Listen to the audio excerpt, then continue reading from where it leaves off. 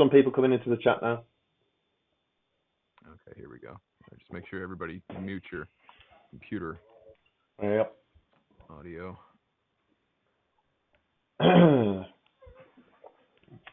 Right then. So we just kick off, or wait for a few more people to come in, or what? Yeah, let's wait for. Anybody got some jokes? Tide us over. You don't want to hear my jokes. That would definitely get us demonetized. That John Wayne Bobbitt one, like I posted that one in the Discord server, and it went down like a lead balloon. It was just crickets, you know. Jesus Christ. What's this? Oh. Member for 14 months, art collector, Lizzie Coter. Hi, Yeah. folks. So it shows up the numbers chat anyway. All right, okay, cool. Right, guys. So welcome to our live stream. To be honest, you might think we've got a plan for this, but we really haven't. It's just for dads drinking beer, and feel free to join us in that. And all we're doing is just putting the world to rights, basically, having a chat about paranormal stuff and maybe about the Skinwalker episode. And if you notice in front of you, Mikey's got a blank slate there. Well, not blank at the minute. He's got that skull or whatever. But we're going to do a drawing based on what you guys kind of brief in. So each member of the live stream here will select a person at random from the chat, and we'll just ask you for a particular detail, and then Mikey will draw that. So, yeah, there we go. We want to get him drawn as soon as possible, so we'll kick that off straight away. Luke, do you want to just select somebody from the chat and ask them, like... All right. Wants to contribute. So, all right. So, you guys can hear me. So if you guys want to be one, you said 4, right, Rich? Yeah. So just pick right, pick somebody random from the chat, anybody, and ask them like what creature we should draw. And it can be any creature. It can be a ghost, can be a Sasquatch, can be a grey alien, anything. Let's see what's the easiest one to do here. Guys, post a smiley face emoji if you want to be picked for the. No, just do it. Just pick somebody. Because I don't even know if they're paying attention, you know. There they are. Just like. Kiz 19HD7. Kim Moxie. And man, you guys are posting quick. Rusty Shackelford and Jonaside. So yeah. Exactly. We don't want them to tell us in the chat. We just want to select one and then ask them what they want us to draw. Yeah. So those 4 that I listed, go ahead and post. Starting with if I just said your screen name, go ahead and post. No. Start again. Pick one. Pick one. One. It's just an endless stream of Sasquatch at the moment. Yeah, it is. Yeah. I did.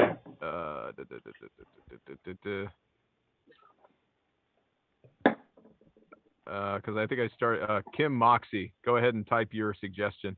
What do we want? What creature do we want? What creature do you want, Mikey, to draw, Kim? To be fair, I've seen Chupacabra a couple of times. I'll be intrigued to see what that looks like. This could Kiz turn out. 19H. Kiz, do you want to space these out, Rich, or do you want to do them? No. We'll do it all at once because we've got to get it. Okay, so Kiz 19HD7, go ahead and post what monster creature you want Mikey to draw. Rusty Shackelford, you do the nameless same. thing. The nameless thing of, oh man, this is going to be difficult now. The nameless thing, is it the Well, how am I supposed to pick them if not by their usernames?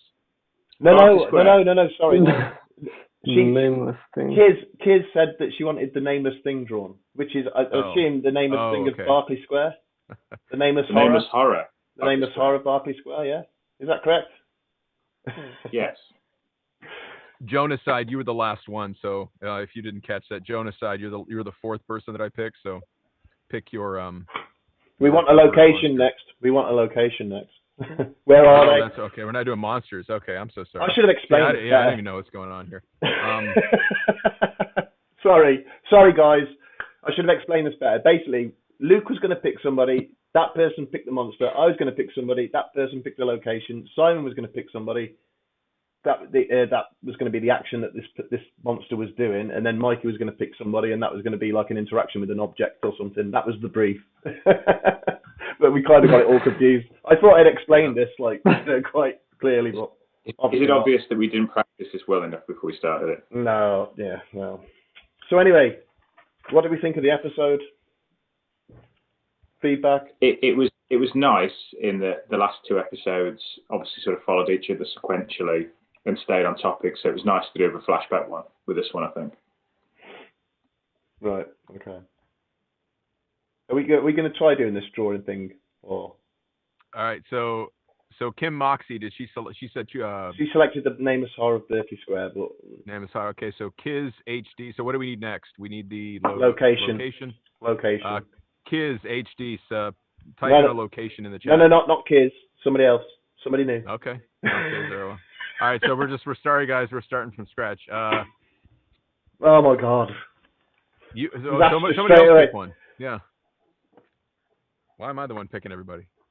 Okay, so I'll pick somebody. Sean Mathers. What's the location? I think he said Titanic. That's good. So we got the Nameless Horror of Berkeley Square on the Titanic. Is that right? Yeah, he's picked Titanic. Simon, you pick somebody, and then he's got to be doing some sort of action. This next question is going to be the action, but it's doing like jumping, running, even though it can't run. Rage Raptor. Rage Raptor. What's the action? You put something down just because you're the only name that went in front of me. And you've got a relatively cool handle. He's not calling anything. Shit, I'll get off the pot, sir. Falling. Oh no, that's somebody else. No, they're not answering. Right, okay, then just go tap dancing. Oh no, he's done it. Have I been exposed? He says. Oh no. Just pick an action. Rage Raptor. What's the action that this Nameless Horror of Berkeley Square is doing on the Titanic? My God, Mike is waiting here going, oh, for fuck's sake, come on, let's go. You really will have drawn all the skin over that skull at this, right? This is oh no.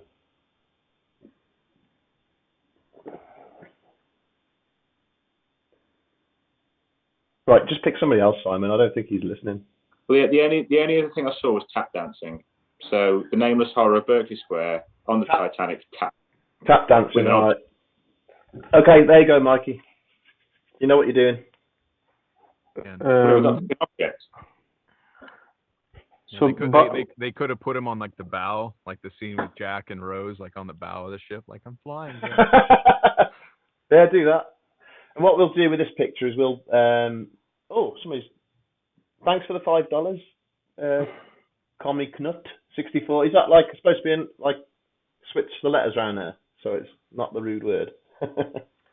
So one more time, guys. The Berkeley Square creature on the Titanic? Yeah. Tap dancing, apparently. That's what you're drawing. So we'll Mikey probably won't finish this in the entire time of the live stream, but what he'll do, he'll finish it afterwards, and we'll just put it out as a post, like a link to the full high-res image, and you guys can download that and do whatever you want with it. People are going, no, I don't want that. That's shit. So yeah. Right then. So Skinwalker Ranch, let's talk about that, because we just did an episode on it, and really enjoyed putting this one together. All right, well, you know what? I'll start with the first question. How many of us here, 4 guys, actually would want to go visit that place in person? Me. Show of For hands. definite. I would love to go there, yeah. Absolutely. Simon? Yes, sign me up. Where do I sign? Who's paying for my plane ticket? And what about Mikey? Do you want to go actually visit the ranch and see for yourself? Yeah, why not? I guess if you guys go, I guess I'd have to, but yeah. So we'd do like this episode. We'd do like a ghost hunting episode or something like that. Yeah, but the first 10 minutes of that episode is before Dad's trying to put a tent up in like the middle of a desert. Yeah. And like failing miserably. Here's the thing though, we'd have to draw what we saw. We wouldn't take any photographs. After all, nobody else does, so yeah. the lack of current photographs. I mean, you mentioned in the what was it? I think the second episode you mentioned that after 2016, after Bigelow sold the ranch, but he wanted to keep the paranormal activity being monitored, people had taken pictures of UFOs. But obviously, I didn't Google it, but I'm guessing that wherever that information came from. Yeah, I mean, because if you watch the documentary by Jeremy Corbell, The Hunt for the Skinwalker, it shows Hmm. weird anomalies in the sky. You don't know whether they're UFOs, but they're certainly not like aircraft. And of course, pictures can be doctored. But on the show itself as well, the Secret of Skinwalker Ranch, I mean, you see some weird phenomena in the skies, but it's not really conclusive, is it? And it's definitely more for entertainment than a scientific endeavor to find out what's going on there. The problem with the show is the format, isn't it? In that they've got a set number of episodes to fill, and every episode there's probably only about 5% where anything happens, and the other 95% is just we're just going to walk around with these trifle meters, and then there's something in the dark. We haven't got cameras on it. Run! Yeah, Right, absolutely. back to the command center. Let's have a sit down. Let's phone Brandon. And we definitely saw something. Next week on Skinwalker Ranch is the most explosive episode since the last one. There just isn't enough content, is there? They're spinning it out. Yeah, but it's like I said, when they were doing the drilling, yeah, they did drilling for about a day, and then they gave up after that. I mean, honestly, if you're scientists, you would be doing that for 2 weeks constantly until you saw you reached something. If you believe something was there, or even the ground penetrating radar, which only goes down to 20 feet, why didn't they bring in the stuff that goes down 150 feet? So yeah, there's a lot of series is Oak Island up to now. If they're going to have to spin this out for 11 series, they'll just do like 1 day of drilling for each series. I mean, I did enjoy that show, but yeah, there's awful lot of bullshit, like a lot of padding and stuff like that, like you say, and wobbly cameras not showing anything, but they're all kind of reacting as if they've seen something. But having said that, I actually do believe there's something weird going on there. There's just too many stories over such a long period of time for it to be like a hoax. Skeptics were saying that the Mayas didn't see anything, and they did. The thing is, they didn't want to say that they'd seen anything. They didn't want to come out about it because they didn't want to be ridiculed, and they didn't want the attention. So whenever people asked the Mayas, the Shermans are experiencing this on the ranch. Did you ever experience anything while you were there? When people asked, the Mayas always used to go, no, we didn't see anything, but they did. They absolutely did, and the neighbours have even confirmed it. So good friends and neighbours of the Mayas, they've said, yeah. Yeah. So, I mean, this kind of relates to a question that somebody asked in the community post I made about this live stream. It was in the research and how we do the research and where you guys get the information. And it was just a thought that occurred to me while rewatching the first 2 episodes and then this one. Why make it up? It makes sense after a certain point. The 90s and stuff and everything. I mean, but a lot of these stories, it just occurred to me, like, where would somebody even come up with the imagination to make up these stories? Like, because a lot of them are nonsensical, the amount of different sorts of events that are happening. But this episode addressing events that happened much prior, I get that media, the news and media has always been about sensationalism, probably as far back as human history goes. But it just wouldn't, why this one place consistently over this period of time. So in line with what you just said about it being true, or at least not being entirely fictional, yeah, it does beg the question, why does this one location seem to have so many reports over such a long period of time, centuries, as you stated in one of the first 2 episodes? And it's the range of witnesses and participants as well. I mean, certainly when we've covered military stories on Bedtime Stories, you kind of find yourself saying, well, why tell this story? Because you just open yourself up for ridicule. There's no point in you telling the story and sticking to it because you don't achieve anything financially from it. Yeah. And particularly with the show on Skinwalker, they've got police officers on there, they've got military people on there, they've got local residents on there. They're not making any money out of it. So why come forward? Clearly, they're just worried about it. Yeah. Well, somebody said easier to sell a haunted property. I'm not so sure about that. I mean, yeah, you do get people who kind of, find interest in that kind of thing, and they do kind of go hunting for that sort of property. But yeah, I don't know. I think most people would steer well clear. But Glenn Dannison, I've just noticed your comment saying that you're going to look up Buffalo Ranch. I wouldn't bother. Because the guy got in touch with the channel. He's got his own channel on YouTube, actually, but it's not very well known, and I don't want to reveal it until the episode comes out. But honestly, he just seems so genuine. He's such a cool guy as well. Like, spent years hunting and he's just like an outdoor, really. What's the word? What's the word I'm looking for? I don't know, but he's like an outdoorsman. He's just really sort of into that kind of thing. And he seems so genuine the way he comes across.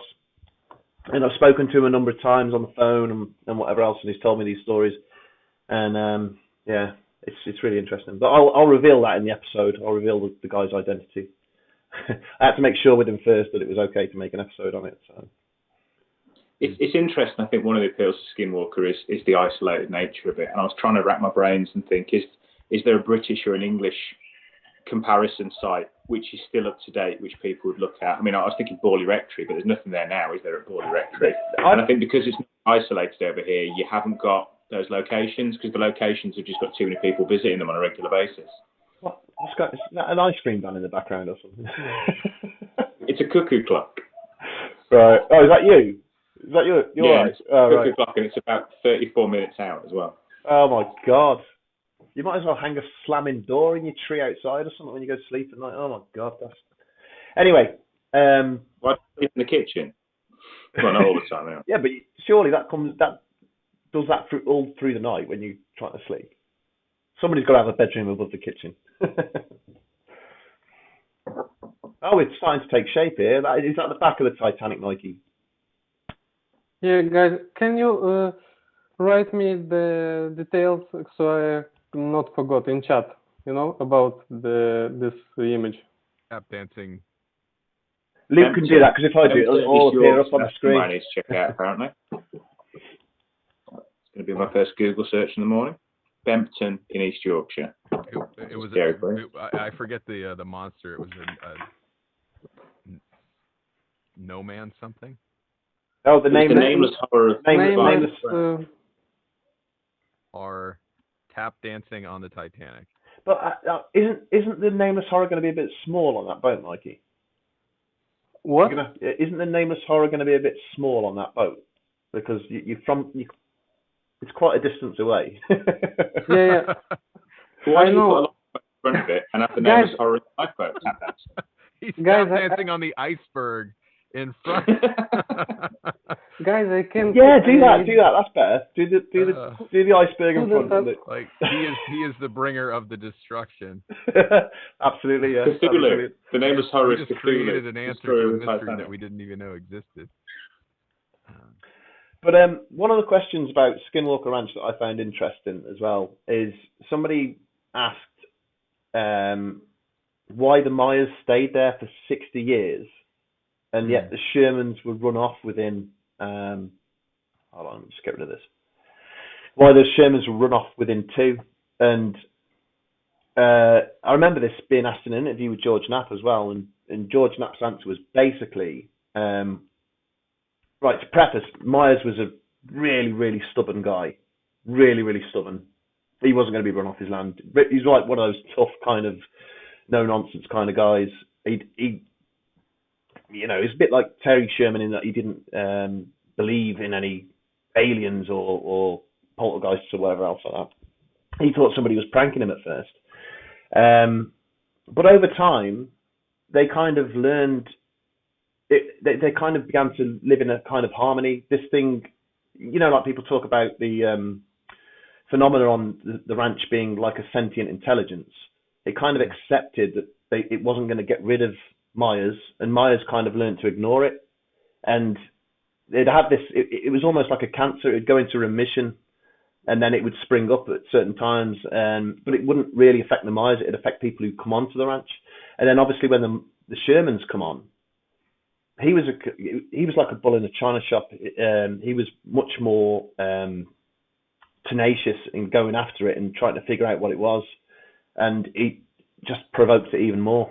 And so that's the reason basically that he was run off within 2 years. It got to the point where they couldn't stand it anymore, whereas the Myers just kind of learned to live with it and got on with it.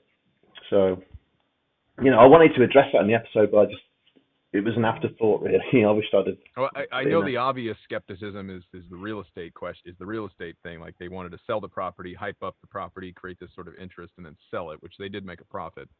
But they sold it to a billionaire who wanted to study it, right? So. Yeah, Bigelow. I think that. Bigelow, right? So that was kind of that's the skeptic's answer, but what was the alternate reason? I mean, it was abandoned for 7 years prior to them taking it, and then in the first 2 years of them inhabiting it, there's this spike. And then you said it even in 2016, there was a spike after it was sold again. Yeah, because whenever new people come onto the ranch, or there's changes, and there's certain activity as well that kind of provokes it, apparently, like digging and whatever else, and that's why Myers put into the contract when he sold it to the Shermans, no digging, and they make a big meal out of that on the show, like the Secret Skinwalker Ranch. Like, it's almost like the security guy has to be the I don't know, the kind of contrast. He has to be the argumentative one. But yeah, have you watched this at all? Have you watched the show on the History Channel? Me. I know Simon has. I've spoken to Simon about it. I'm about halfway through it. I know you've finished it. I think one of the questions I would have is, obviously we've done 3 episodes on this now, and we did.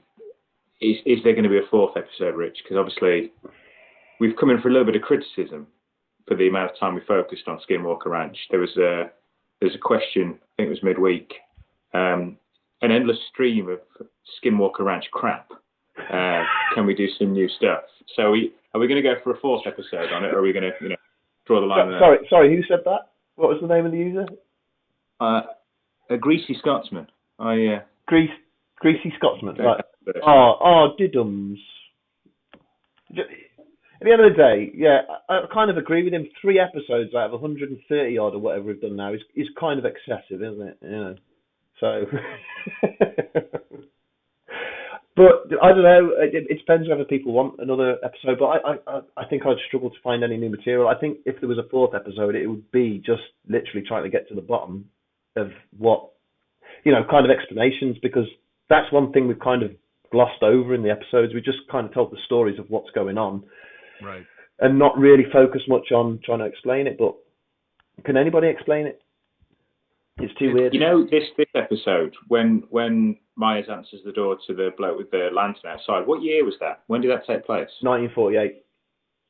I love that in, like, it's sort of an old school Man in Black, or like, the Man in Black's granddad or something. I just think that's brilliant. That was the story that was told. With Yeah, we have ways and means, like whatever that's. Luke did the voices for that. Well done. Yeah, they come across all right. I thought your second take worked a lot better, to be honest, because it was 2 in the air the first time. But yeah.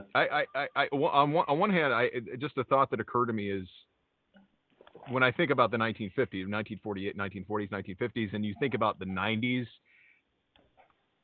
because this was founded as a Christian nation. I mean, you can look at our currency and see, in God we trust means. I think throughout there was obviously a transformation in cultural between culture and religion in the United States over the last century.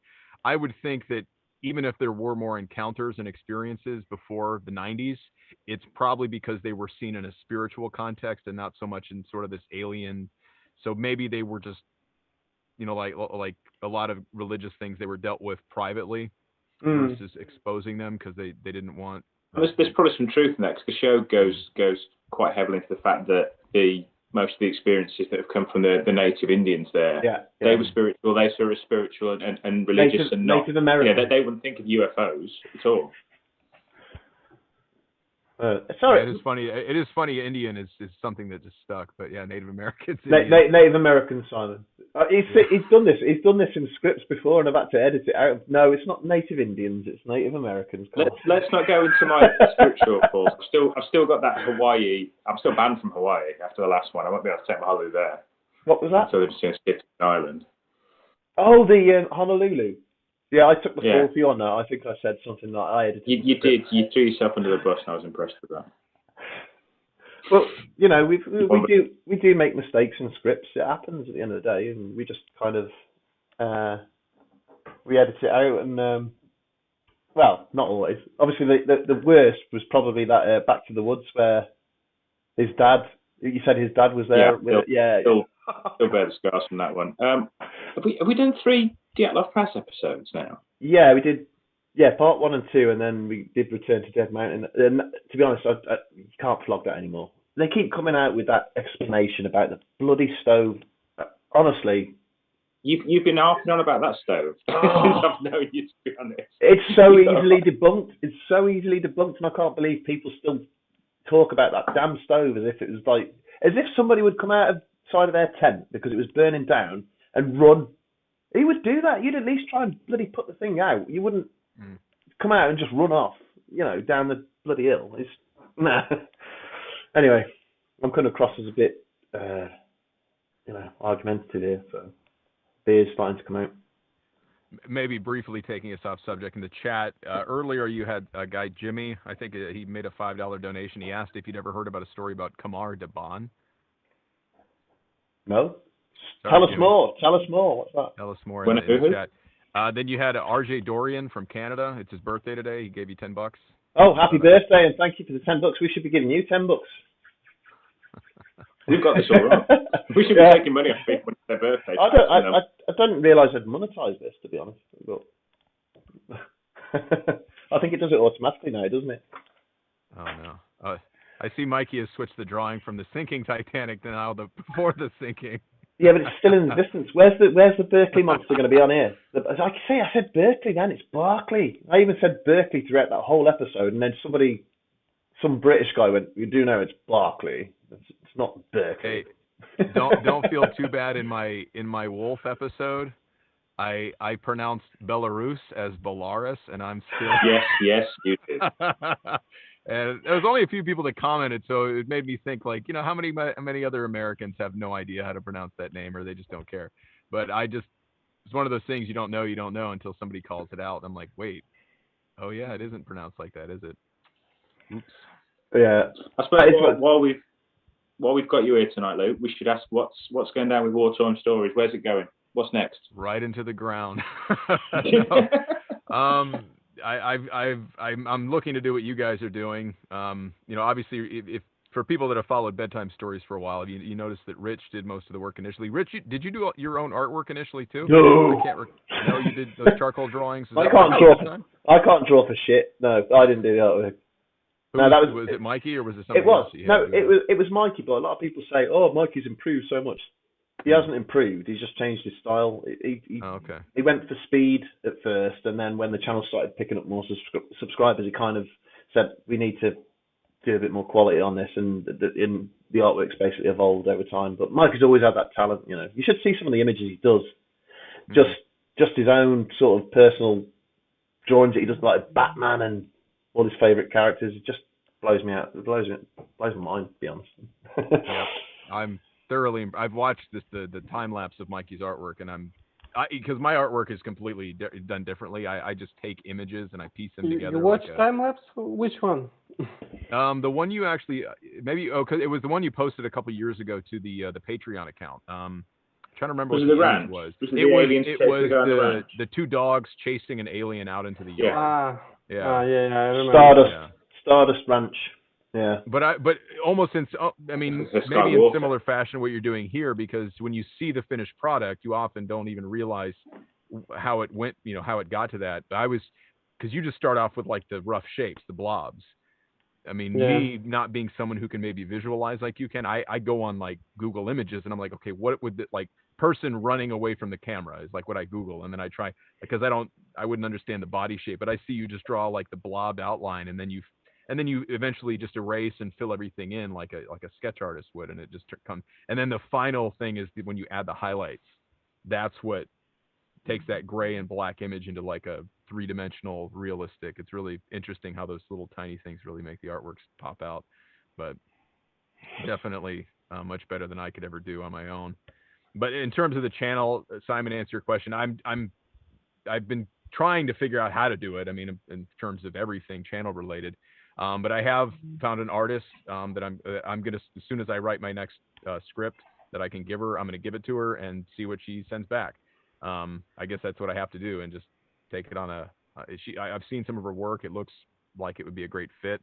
It's obviously going to look different than what I do, but if I'm not going to just do this forever and do one video a month for the rest of my life and try to make that work, because obviously if I'm going to do this full time, which is what I want to do, then I have to find a way to increase my productivity, because I just can't do it Yeah, follow one myself. we've got a team, and we struggle to get one out a week. You know, we try, and we've really been trying lately. But that Skinwalker one, you know, there was more images in that than we normally do. I think there's about 13 compared to normally we do about 8 images per episode. And Mikey can handle about 8 images within a week, which is amazing because Yep. you'll find most. Man, depends what type of images. Well, I it can does, of handle course. one image in 1 week, but I can handle maybe 20. Depends, you know. Well, yeah, it obviously depends on how many figures are in the image. The more figures there are, the harder it is for them to draw. Because you've got to consider the lighting and rendering and everything for each individual kind of object and person within that image. So. Well, yeah, it actually depends, you know, details, also composition, also how many figures, you know, it also I hate to say this, but it depends. Every time it depends. Mhm. Yeah, you're So, pretty you know, quick. so when you ask me, like, hey, Mikey, when do you think, when it's done? So I say to you, tomorrow, man, tomorrow. Yeah, but you're so apologetic. You're like, I'm so sorry. I like at the end of the day, you can only do what you can do. It's not, there's no. It's not your fault that you don't get it finished on the deadline. It's just because the images are so hard or whatever, or the, you know. Just wanted to read out a comment from Symphony of Paints. Just wanted to say you are my second favorite YouTube channel. That's quite an honor, that is. Thank you very much. I just need to remember not to watch them when I am home alone in the evening. Well, I don't think we're that scary. And there's another one from. I think there's another sort of. I don't know. I might have missed it. There's one from Brightburn about Pascagoula. We're working on a script for Pascagoula, about halfway through it, but it's not ready yet. But it will be coming in the future. Yeah, we got a lot of scripts like on the back burner as well that kind of written, and we haven't felt it was the right time. But I just want to answer some questions that have come through on the community post that I took a note of. I thought quite interesting. Aside from the Flannan Isles, is there any more episodes you want to remake? And that came from Mark Cambroni. I don't know if I'm saying that right, but yeah, every episode that's been taken down. So the Stocksbridge bypass, I think we've been looking at maybe remaking that one. But the thing, it kind of put me off when we did the Flannan Isles because a lot of people said, "Oh, you're running out of ideas and you're just remaking old rope, so to speak." So yeah, it's a bit of a touchy thing. Wouldn't you agree? Well, we've obviously, for the book, we rewrote Stocksbridge and Black Eyed Children already, so we've got them rescripted. We could do an art refresh on them, but do we just put them out again? Do we do a reprise? I think we just need to decide what we're going to do with them, don't we? Show a plan of action, really. I've got to admit, your version of Black Eyed Children was far better than Dwayne's version. It was a lot more creepier than Dwayne's version. What? And I would love to remake it just for that because there were some more stories in that about black-eyed kids that weren't in the original, and yeah. Well, let's do it then. Come on, we got witnesses. Let's do it. Commit to it, boss. See what people think in the chat. What do you think of remaking Black-Eyed Kids?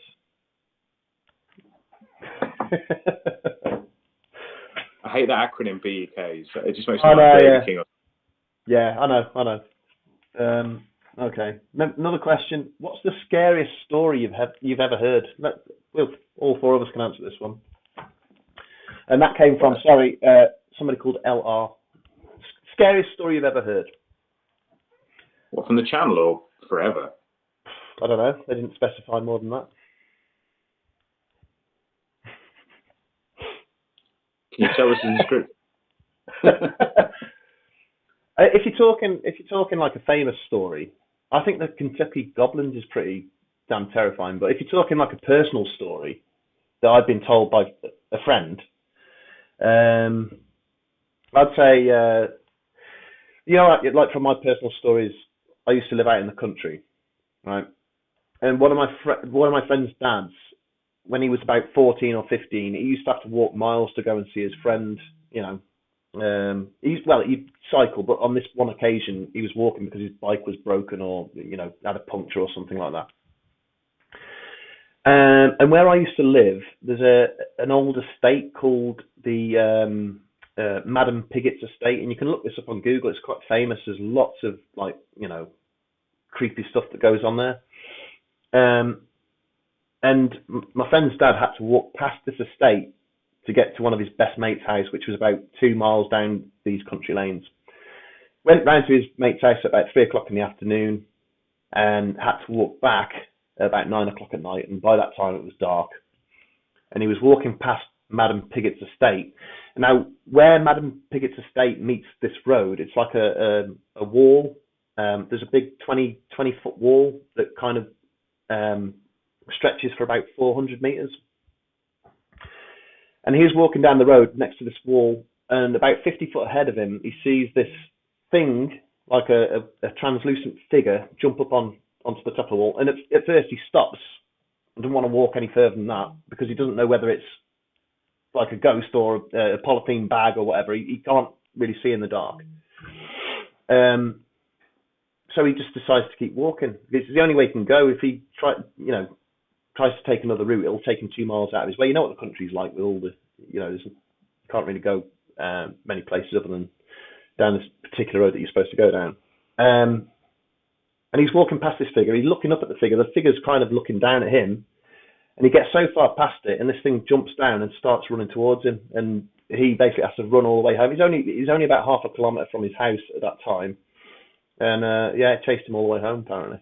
But I know that doesn't sound particularly terrifying, but if I was in that situation, I'd absolutely shit myself. So, I don't know. I think for me, it sounds daft, but it's the idea of ghosts in that if you've got a ghost that's stuck on Earth to replay its final moments or to play the same scene over and over again, are they conscious of the fact that they're doing that? And I suppose the one that got me was when we were doing Ghosts of Canada, that Marine that walks up and asks for a smoke at the guardhouse, does he know he's dead? Does he know he's out of time? It's just that whole being forced to replay the same scenario again and again for years and years and being trapped in that. There's something that resonates maybe there in the idea that ghosts are echoes or they're caught in like a time slip or something. That's quite upsetting to me. Canada? Yeah. The airbase. Oh, Cadena. Cadena.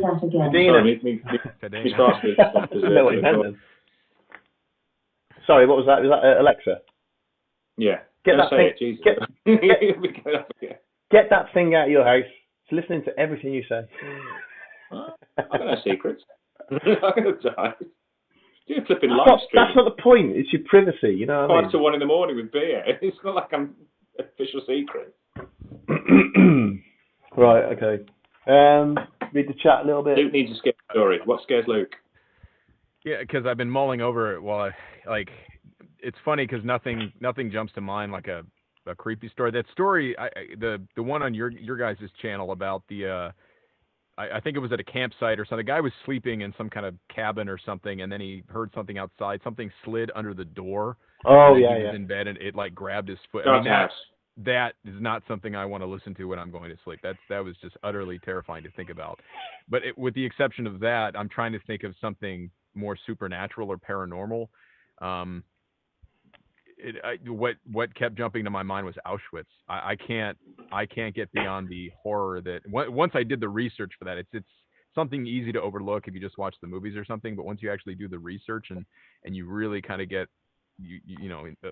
absorb yourself in it, I can't think of anything more horrifying than arriving on that train platform. I really can't. And what you would witness thereafter, and then being in that gas chamber. I mean, just the experience of having to create those stories, it left me changed because of that. So there's something to that story for me. Yeah.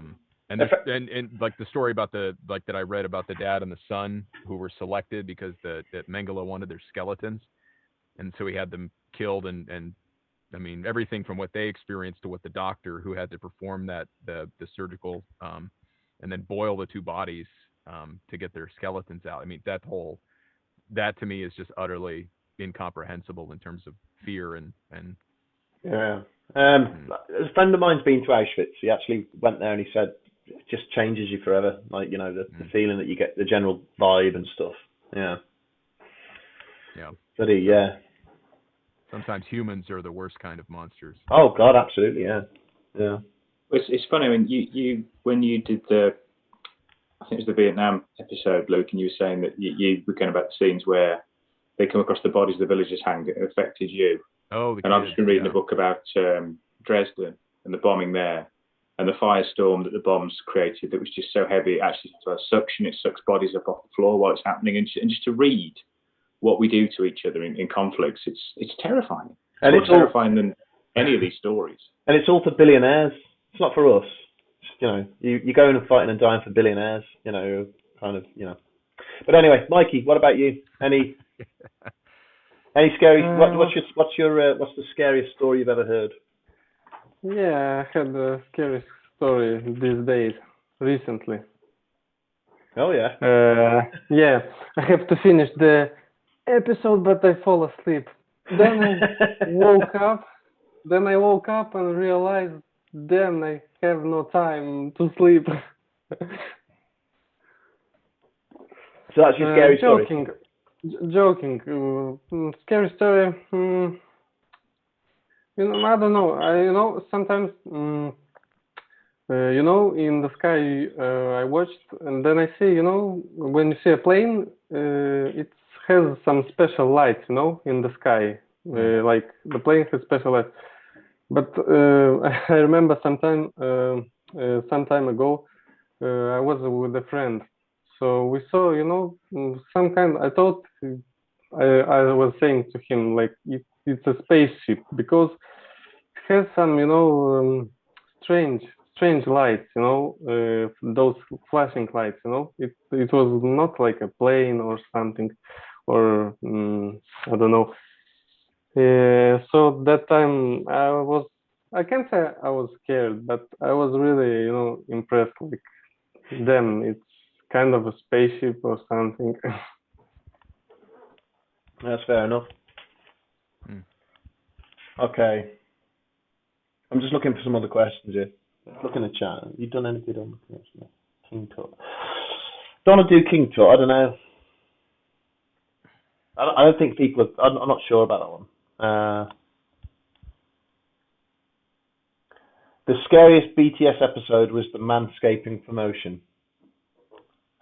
Well, that might actually be a good question in line with what we were just asking. But one of the questions I got on my community page from was the Adventures of Mark and Darren, and they made a donation earlier in the chat. What was your favorite episode to make, or your favorite episode or story that you've done so far, and why? We've answered this one. We've answered this one so many times before, but I'll say again. But we talked about it. For me, it was my favorite one to make was probably Kentucky Goblins Part 2. I don't know. I really like putting that one together, and I love the story of it as well, even though it could be a complete hoax. Who did the read for that episode? Because I was wondering if you hadn't mentioned it yet, but when I did the voicing for my Kitsune episode, which is also seemingly one of my more popular episodes because of the narration style, I almost felt like I was mimicking the Kentucky Goblins, the guy who did the voicing for that. Who read that? Is Joshua P. Gouge? He's like a super fan of the channel kind of thing, but okay. He's a patron and whatever else, and we've become kind of good friends over the time. And I said, would you like to do a voice for this episode? And he jumped at it because he's from Tennessee, I think, which is next state next to Kentucky. So he was quite happy to do it. Yeah. I'm not, but that is one of my favorite episodes. There's the story and maybe just the way it's told, because I think that's probably what I like too, is that first person kind of perspective on the story. kind of sprinkled in along with the narration. I thought it was really well done. Simon, since you just came back, the question being, and Rich said you guys have been asked this a lot, but what was your favorite episode or story so far on the channel, and why? Yuba City, I think. Ooh, yeah, creepy one. I ended up, that was my gateway drug to get me onto the channel. And I guess that's the one I go back to just because of the lack of clarity around it. There's no clear hypothesis as to what happened. There's still too much Remind to me, talk about. was that the boys from Yuba City, was it a call, or was it a different? Yeah. The 4 guys that were missing. The ones who were like handicapped, and then they just, I remember listening to that one recently. It was very strange to think why they didn't even, they could drive. They were mobile. Like, they didn't have any reason not to. And I think that almost suggested to me, when I was looking through videos for Dyatlov, I came across the Bedtime Stories version of Dyatlov, then it sent me through to Yuba City. And again, then the artwork from those first couple of episodes that Mikey did to where we are now, it's amazing, the evolution it's gone on. Yeah. To be honest, a lot of people make the assumption that they were all kind of